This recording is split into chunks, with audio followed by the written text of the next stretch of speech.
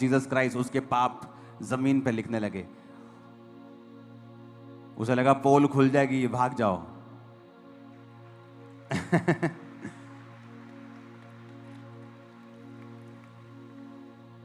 बहुत बार लोग आपको बोलते हैं कि फलाने बंदे ने पाप किया जी, आपने उसको क्या पनिशमेंट दी? दो तरह के पाप होते हैं। एक है कि चर्च में कोई व्यक्ति है जिसने पाप किया, आपने उसको बुलाया और कहा तू व्यभिचार कर रहा है, इसलिए तू इस पोजीशन पे बना नहीं रह सकता। वो कहता है हाँ, मैं उस लड़की को नहीं छोड़ सकता, ठीक है, तुझे सस्पेंड किया जाता है। क्योंकि लोग बड़े मैसेज करते हैं, उसने ऐसा कर दिया, उसने ऐसा कर दिया। बुलाया मैंने लोगों को, मैंने कहा तुमने ये गुनाह किया है, ये पाप है, चाहे व्यभिचार हो, चाहे किसी और के आगे झुकना हो, ये गुनाह है, तुमने किया है।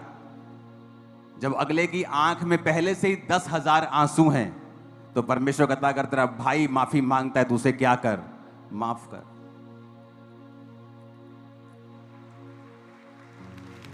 तो उनको सजा दी जाए जो ढीठ हैं, जो अपने गुनाहों की तौबा नहीं चाहते। मैंने तो आज तक नहीं देखा कि किसी की आंखों में पश्चाताप के आंसू हों और परमेश्वर ने उसे सजा दी हो। लेकिन जो सदूकी और फरीसी हैं वो सजा देना चाहते हैं, कहते प्रभु इसको मार दिया जाए क्योंकि इसने पाप किया। तेरे पिता के वचन में लिखा है कि मूसा की पुस्तक में इसको मार दिया जाए। आज दुनिया में मसीह का काम करने वाले लोग बहुत कम हैं जो जेन्युइनली परमेश्वर का काम करते हैं, बहुत कम हैं। फेसबुक विद्वान आपको बहुत मिलेंगे जो सारा दिन कुछ नहीं करते, सिर्फ फेसबुक पे लिखते हैं और क्रिश्चियनिटी के लिए एक डक्का नहीं हिलाते, काम एक सोटी तक नहीं पकड़ते, डरते हैं हर चीज से, धरती पे कोई रूह नहीं बचाते, कोई काम नहीं करते। कहते ना वही गिरेगा जो घोड़ों पे दौड़ता है, जो घुटनों के बल है वो क्या गिरेगा। तो जब आप काम करेंगे आप गलती करेंगे, जब आप गलती करेंगे अगर आप माफी मांगेंगे परमेश्वर आपको माफ भी करेगा। क्योंकि परमेश्वर उनको सजा नहीं देता जिसकी आंखों में 10,000 पश्चाताप के आंसू हों और जो ये कह रहा हो कि मेरी लाइफ की ये लास्ट गलती है, नेक्स्ट टाइम ऐसा कभी नहीं होगा।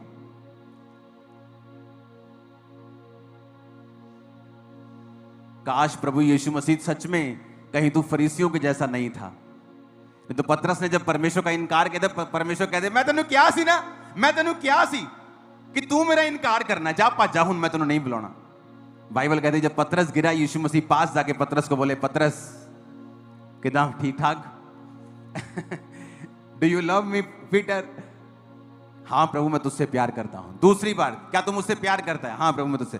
तीसरी बार पतरस शक में चला गया, प्रभु तुम मुझसे बार बार क्यों पूछ रहे हो? परमेश्वर ने कहा तूने 3 बार मेरा इनकार किया था, अब 3 बार मेरा इकरार भी करके मैं तुझसे प्यार करता हूं। हालेलुया।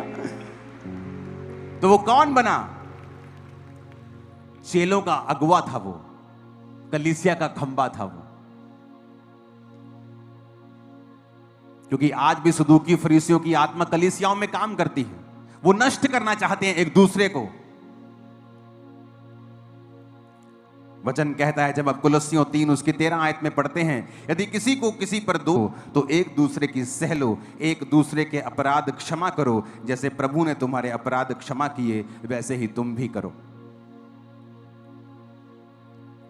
लेकिन आज इफिसियां 4 उसकी 32 में लिखा है एक दूसरे पर कृपाल और करुणामय हो, और जैसे परमेश्वर ने मसीह में तुम्हारे अपराध क्षमा किए वैसे ही तुम भी एक दूसरे के अपराध क्षमा करो।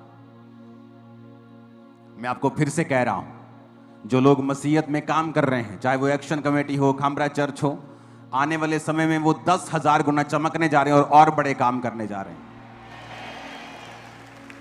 क्योंकि जो पश्चाताप के आंसू होते हैं वो आदमी को बहुत आगे ले जाते हैं। जो ढीठ आदमी होते हैं वो हटा दिए जाते हैं। और दाऊद पश्चाताप किया, रोया, और शाऊल को अपनी चिंता थी, दाऊद को परमेश्वर की चिंता थी। तो दाऊद इसीलिए आगे बढ़ा और लाइफ टाइम ऐसा राजा था वो जिसे उसकी गद्दी से कोई हटा नहीं पाया। बूढ़ा होकर अपनी उम्र को भोग कर वो परमेश्वर में सोया और उसका बेटा उसके स्थान पर राजा बना। आपके परमेश्वर के साथ रिलेशनशिप है, आप पीछे मत जाएं। शैतान ने कुछ आपकी लाइफ में कुछ किया, आपने कुछ गलती की, आगे बढ़ें, उस गलती को फिनिश करें, आगे बढ़ें, फास्टिंग करें, रोजे रखें, एक नए अटैक के साथ, नई फायर के साथ शैतान के राज्य को फिर से खत्म करें। हालेलुया।